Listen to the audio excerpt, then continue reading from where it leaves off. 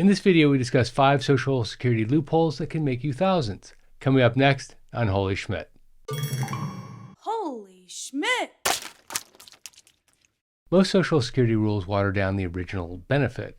If you claim Social Security early, for example, your payment is smaller. You get more payments, but you get smaller amounts. If you work while you collect Social Security, you may have to give some of it back depending on how much you earn.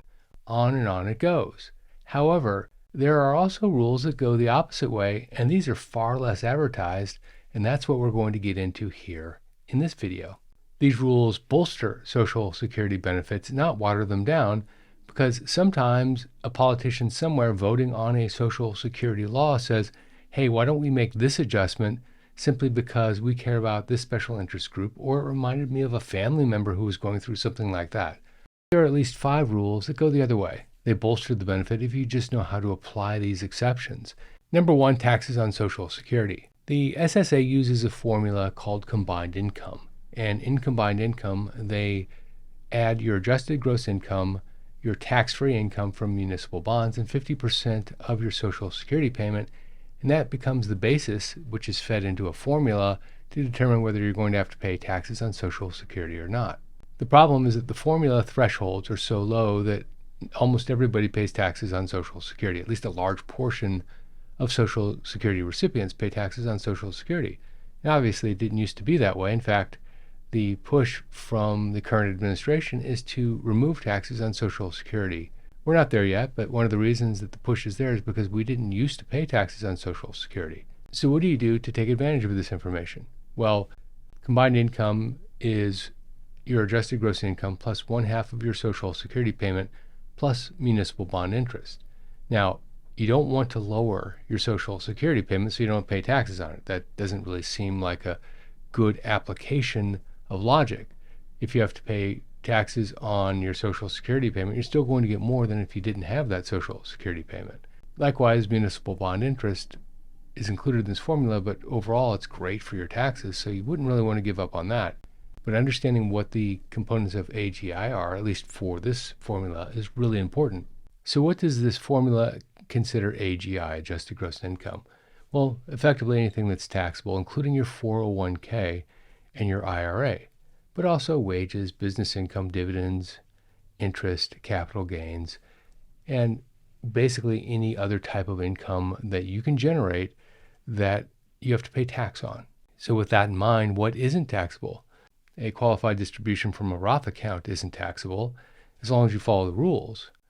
That means that if you have the ability to plan your future and you're making a decision on where to put your funds, whether you're going to put them in a tax-free Roth account and pay taxes on the initial amount that you're putting in, or a 401k and pay taxes when you take it out, all things being equal, if it's going to affect the size of your Social Security payment because you're paying more taxes on Social Security, well, then you'd want to put it in a Roth. And just for completeness, life insurance proceeds don't count, inheritances don't count, gifts don't count, workers' comp doesn't count. These are excluded from the definition of AGI for the purposes of this specific calculation. Next up is the 12-month do-over rule. Now, this is supremely important because it happens all the time. The rule basically says that you have 12 months to change your mind from when you file for Social Security. That means that you can undo it and pretend like you never received Social Security. The catch is that you have to pay it back. But if you pay it back and you file the right paperwork, then you can continue to let your Social Security payment grow. Now, why is this important?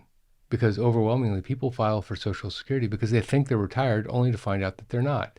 A classic example is someone who gets laid off at age 62. They look for work for about 3 or 4 months and they realize that it's going to be a little bit difficult and they say, you know what, I'm not going to get a job. Let me go file for Social Security. 6 months goes by and their previous boss moves to another company and gives them a call and says, hey, why don't you come work for me? That employee or that future employee has a problem, and that is that they are now receiving Social Security, and there are limits on how much you can earn, which we'll talk about in a moment. But also, you don't really want to stop your Social Security payment from growing, in a lot of cases anyway. You'd rather let it continue to grow until you actually do retire.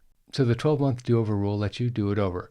You file the proper paperwork, you write a check and pay back the Social Security Administration, and then it's as if it never happened. Gang, if you're watching this video before February 28th, 2025, make sure you go on to my website and download the free Social Security Quick Guide. It's one page, it's powerful, it's packed with information, and it's available until February 28th, at which point I'm going to replace it with something else. But it's available now, so if it's something that you want, you still have time. Just go to holyschmidt.com/quick guide, and it will be available for you instantly. Next up is the full retirement age voluntary suspension strategy. Let me explain how this works. There used to be a concept called file and suspend. People loved it. You would reach, say, full retirement age, and you would file for your benefits, and then you would put on the spousal benefits. The spouse would start to receive his or her benefits, and you would suspend yours. That allowed you to get the spousal benefit without actually having to have your benefit stop growing. Well, people realized that that was a bit too good to be true, so they put a stop to that. You can't file for the spousal benefit if the primary insured hasn't also filed and isn't currently receiving their payment. However, what you can do is you can collect Social Security until you reach full retirement age and then suspend it and let it continue to grow until you refile again.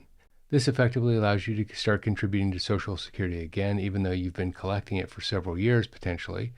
And when you start contributing again, your payment starts to grow again. This is different than file and suspend because under the full retirement age suspension strategy, your spouse can't be collecting the spousal benefit. Next up is the divorced spouse exception to the family maximum. Now here's how it works. There's a family maximum that each family has, and it's somewhere between 150 and 180% of the primary insurance amount. Now what that basically means is that if one earner is receiving their primary insurance amount and their spouse is receiving a spousal benefit and the children are receiving a dependent benefit, at some point you're going to cap out the maximum that Social Security will pay out. That's somewhere between 150 and 180% of the primary insurance amount, depending on the scenario.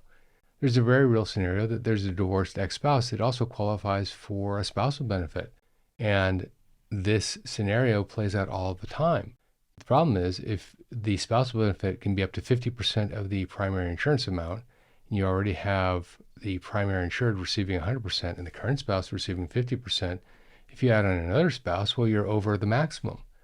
Fortunately, there is a provision that says that the divorced spouse doesn't detract from that percentage amount. In other words, someone can receive their own primary insurance amount, their spouse can receive up to 50% of their primary insurance amount, and they could have 1, 2, 3 ex-spouses if they were married to them for the appropriate amount of time, 10 years or longer, and they haven't remarried.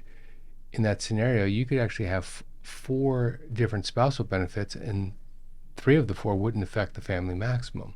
Next, the survivor benefit switching strategy. Now this one's pretty complicated, not because the strategy itself is complicated, but because the survivor benefit is complicated.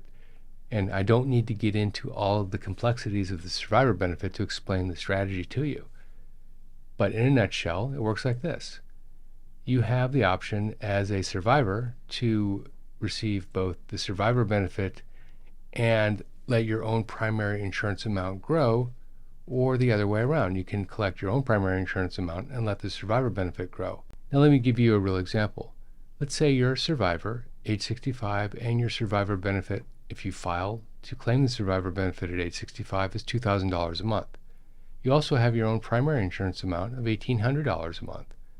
Well, in that scenario, you'd be better off taking the $2,000 a month and letting your $1,800 a month grow. Now, if at age 65 your own primary insurance amount was $1,800 a month, it grows at approximately 6% a year until full retirement age, and then it grows at 8% a year thereafter. So it can grow up to 36%. So your $1,800 a month benefit becomes $2,448 at age 70. All the while you're collecting the $2,000 a month survivor benefit. Now let's talk about the earnings test one more time. I mentioned it at the beginning of the video, but the earnings test is really, a lot of people feel like it's a very unfair test, because if someone is able to continue to stay employed at the point where they're allowed to collect Social Security, that's a good thing because they can both earn an income, and a lot of people aren't really able to stay employed once you reach a certain age, and at the same time collect Social Security. And the SSA, the provision here basically forces them to make a choice to some degree. A lot of people think that that's unfair.